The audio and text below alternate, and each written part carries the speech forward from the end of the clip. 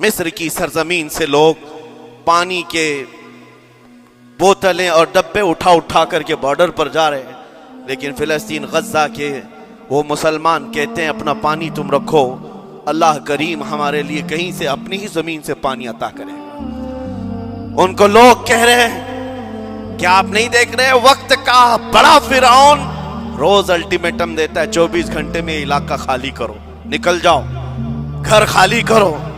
کیسا ایمان ہے تمہارا کہ آنے والی بڑی بڑی میزائلوں کا اپنے سینے سے مقابلہ کرتے ہیں اور کہتے ہیں کل سے ہم یہی تھے، آج بھی یہی ہیں اور یہی رہیں گے اور اسی مٹی میں دفن ہو جائیں گے۔ یہ جو استقامت ہے، اسی کو میرے آقا نے فرمایا دنیا ان کا کچھ نہیں بگاڑ سکے۔ ایمان اگر مضبوط ہے تو کچھ نہیں بگڑا ہے۔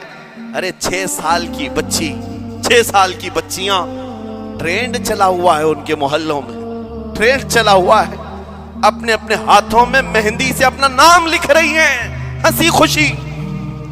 پوچھا ان سے کہ نام لکھنے کا ٹرینڈ کیوں چلا ہے ابھی جنگ کے حالات میں مہندی سے؟ کہتی ہیں کل کو اگر ہم اڑ گئے، چہرہ نہیں ملا، جسم نہیں ملا، ہاتھ اگر بچا ہوا ہو تو نام دیکھ کر ہمارے ماں باپ پہچان تو سکے۔ شہادت کا یہ جذبہ، شہادت کا یہ جذبہ 6 سال کے بچوں میں اگر آیا ہے، یقیناً ان کے سینوں میں ایمان موجود ہے، ایمان موجود ہے۔ میرے عزیزو ذرا اپنے حالات پر ذرا توجہ کرو، مولا کریم نے ہمیں کس چیز کی کمی دی، کون سی چیز کم آئی ہمارے گھر میں؟ ہم تو مرغن غذائیں روز کھاتے ہیں، آج ہمارے پاس ساری نعمتیں اللہ نے دی ہیں، ہم عیاشیوں کے اڈوں پر پوری رات گزارتے ہیں۔ ہمارے شہر آج جس گلی سے گزر جائیں صبح کی اذان تک یہاں گپیں لگاتے ہوئے کھڑے رہے۔ اے میرے عزیزو، حالات تو ہمارے ایسے ہیں کہ کھا کھا کر کے چربیاں چڑھ گئیں، ہمیں ان کا کیا احساس ہو پائے گا، ان کا کیا احساس ہو پائے گا جن کے ہاں پانی سے زیادہ خون دیکھا جاتا ہے، جن کے ہاں زندوں کو پکڑنے کے لیے نہیں، اب مردوں کو پکڑنے کے لیے لوگ بھی نہیں ہیں۔ عزیزان گرامی وقار، جنازہ اٹھانے کے لیے لوگ پورا دن انتظار کرتے ہیں، کوئی نہیں ہے پرسان حال۔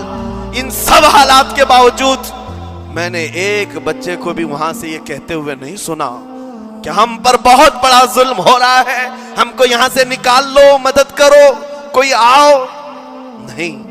وہ سب صرف اتنا ہی کہتے جو کچھ ہو رہا ہے ہم اللہ کے پاس جا کر کہیں گے، یہ سارے معاملات ہم اللہ کی بارگاہ میں شکایت کریں گے۔ یہ ہے ایمان، یہ ہے استقامت۔ اور میرے آقا صلی اللہ تعالی علیہ وسلم کے فرمان عالی شان کے مطابق ان کے لیے اتنی ہی بڑی دولت کافی ہے۔ آخر میں میں اتنا کہوں گا، اسرائیل کے کتے اور سالم مل کر اینٹ سے اینٹ بجا دیں، ان کے ٹکڑے ٹکڑے کر کے راکھ کر دیں، تب بھی ہم کہیں گے فتح تو بیت المقدس کی ہی ہے، فتح تو ان مظلوموں کی ہے جن کے پاس کھونے کے لیے کچھ نہیں تھا، پھر بھی وہ ڈٹے رہ گئے۔ تمہارے پاس تو پیٹروٹ میزائل، بڑے بڑے تمہارے پاس توپ، بہت ساری چیزیں ہو کر بچوں پر، ہاسپٹل پر، نہ جانے کتنی جگہوں پر تم نے بمباریاں کی ہیں۔ مجھے حیرت ہوتی ہے پوری دنیا آج بھی خاموش تماشائی ہے۔ یہ ظلم نہیں ہے تو اور کیا ہے؟ اور جب ظلم اپنے عروج کو پہنچتا ہے اللہ کی پکڑ آتی ہے، اللہ کا عذاب آتا ہے، اور جب اللہ کا عذاب آتا ہے تو جتنے خاموش تماشائی تھے سب اس عذاب میں گرفتار ہوں گے۔ اس لیے میرے عزیزو، آپ ہم سے اگر یہ پوچھتے ہیں ہمیں یہاں بیٹھ کر کرنا کیا چاہیے، ہم کیسے کریں، تمہارا دل اگر رو پڑا ان کے دردوں سے، یہ بھی لکھا جائے گا، یہ بھی لکھا جائے گا۔ یہ بندہ جا تو نہیں سکتا تھا لیکن اپنے بھائی کے درد میں ایسا بے قرار تھا کہ اس کا کھانا چھوٹ گیا تھا، ایسا بے قرار تھا کہ اس کی نیندیں ختم ہو گئی تھی، یہ بھی لکھا جائے گا اللہ کی بارگاہ میں۔ لیکن یہاں بیٹھ کر کے ہم عیاشیوں پر عیاشیاں کریں، اپنے گناہوں سے کبھی باز نہ آئیں، تو پھر میرے عزیزو ان نہتے مظلوموں کے ہم بہت خطرناک قسم کے دشمن کہلائیں گے، جہاں ان کو پانی کا ایک قطرہ نہیں، جہاں ان کے لیے لقمہ نہیں، وہ کسی کا بچا ہوا کچرا کھانے پر مجبور ہے۔ اس وقت ہماری برتنیں کھانوں سے بھری ہوئی ہیں، ہماری دعوتوں میں ہمارے بچے ہوئے کھانے گٹر اور نالیوں میں بہ رہے ہوں۔ ان حالات میں میرے عزیزو پکڑ ہوگی، ہماری بھی پکڑ ہوگی۔ بدلو اپنے حالات، اٹھو وگرنہ حشر نہ ہوگا پھر کبھی، دوڑو کہ زمانہ چال اپنی چل گیا۔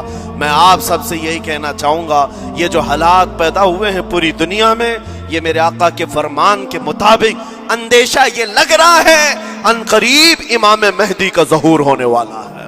امام مہدی کا ظہور ہوگا اور حالات بدل جائیں گے، لیکن ہم کو کسی کے آنے کا انتظار کرتے ہوئے حالات کا انتظار نہیں کرنا ہے۔ ابھی بدلو، آج بدلو، اللہ کی طرف دوڑو اور اس سے گڑ گڑا کر کہو کہ مولا کریم ہمارے شامت اعمال، ہماری برائیوں کے سبب اگر یہ تیری پکڑ ہے، ہم توبہ کرتے ہیں تیرے دربار میں۔ جانتے ہو میرے آقا نے فرمایا اللہ کے غضب کو اگر کوئی چیز ٹھنڈی کرتی ہے تو ایک مومن صالح کی رقت انگیز دعائیں اور اس کے نکلنے والے آنسوں اللہ کے غضب کو ٹھنڈا کرتے ہیں، اللہ کے غضب کو ٹھنڈا کرتے ہیں۔ تم گڑ گڑاؤ اس مولا کی بارگاہ میں، یہ نہیں کہ اجتماعی طور پر کسی کے سامنے آپ رو دھو کر چلے گئے یا پھر آپ لوگوں کو دکھانے کے لیے کوئی سٹیٹمنٹ جاری کر دی، نہیں، تنہائی میں بیٹھے ہو، اکیلے میں بیٹھے ہو۔ جیسے کہ کل ایک بہت اچھی چیز میں نے دیکھی تھی، ہمارے علماء نے اعلان کیا تھا پوری دنیا مل کر کے جمعرات کا روزہ رکھے، اس لیے کہ روزہ اللہ کو پسند ہے، اور افطار سے پہلے اگر کوئی دعا کرے، اول دعا ہماری ان مظلوموں کے حق میں ہو، ان ظالموں کے خلاف ہو، مظلوموں کی مدد کے لیے ہو، یقیناً اللہ کی مدد آئے گی، اور آئے گی کیونکہ قرآن بار بار کہتا ہے الا ان نصر اللہ قریب، آگاہ ہو جاؤ بے شک اللہ کی مدد بہت قریب ہے، اللہ کی مدد بہت قریب ہے۔ عزیزان گرامی وقار، میں انہی تمام باتوں سے اپنی گفتگو کو آج سمیٹتا ہوں۔ آج کے ان حالات میں آپ کی ذمہ داری ہے اپنے ایمان پر مضبوطی سے جمے رہو، استقامت۔ بعض لوگوں کو آج یہ لگتا ہوگا کہ وہاں حالات بگڑے ہیں تو یہ مسلمان کیا کریں گے، کیا کریں گے، ہم کیا کرنے والے، ویسے ہی ہم ختم کیے جا چکے ہیں، ٹکڑے کیے جا چکے ہیں، ہم کچھ کرنے، بس تم اپنی زندگیاں بدلو، نشہ سے باز آ جاؤ، اور جتنے خرافات ہمارے محلوں میں آئے اس سے نکالو۔ اللہ کا عذاب آتا ہے، اللہ کی رحمتیں روٹ جاتی ہیں۔ ایک بار ہم بدل لیے تو مولا کریم اپنی رحمتوں کے سائبان فرما دے گا ہم پر، اور بس ہماری تمنا یہی ہے۔ اللہ کریم کی بارگاہ میں دعا ہے قدیر و جبار خدا کہنے سننے سے زیادہ ہمیں عمل کی توفیق عطا فرما۔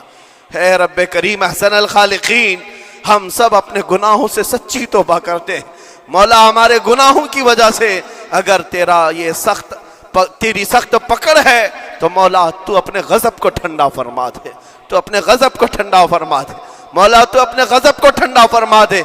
اے کریم خدا، تیرے حبیب کی امت تڑپ رہی ہے، اور ہر جگہ مولا ظلم و ستم کا نشانہ ان غریب مظلوموں کو بنایا جا رہا ہے جن کے پاس ایک وقت کا کھانا بھی باقی نہیں رہا۔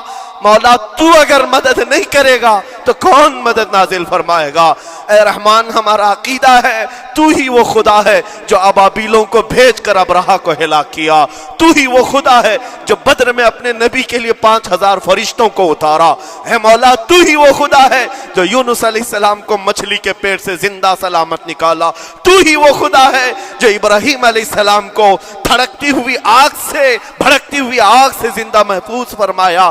اے قدیر و جبار خدا، کل بھی تو حی و قیوم تھا، آج بھی ہے اور ہمیشہ رہے گا۔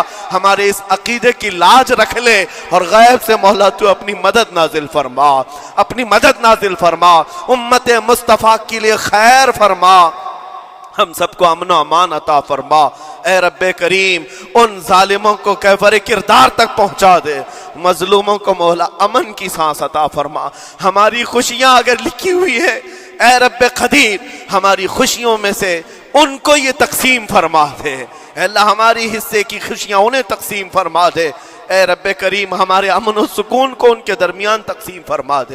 اے اللہ، ان بلکتی ہوئی ماؤں کی آوازیں ہماری نیندیں اڑا چکی ہیں مولا، ان بچوں کے زخمی چہرے مولا بار بار ہماری آنکھوں کو ترساتے ہیں مولا، کب تک یہ تیری آزمائش ہوگی، کب تک یہ امتحان ہوگا؟ اے قدیر و جبار خدا، تجھے تیرے حبیب کی نالین کا واسطہ ان سب کو ظلم و ستم سے آزاد فرما دے۔ اے اللہ ظلم و ستم سے آزاد فرما، امن و امان عطا فرما، خیر و سلامتی عطا فرما، ہمارے اس ملک عزیز ہندوستان کو امن و امان کا گہوارہ بنا دے۔ اے اللہ ہم سب کو محبت و آشتی کا پیغام اور الفت و محبت کے ساتھ جینے کی توفیق عطا فرما۔ مولا ہماری دعاؤں کو حضور کے صدقے قبول فرما۔ وصلی اللہ تعالی علی خیر خلقی محمد وآلہ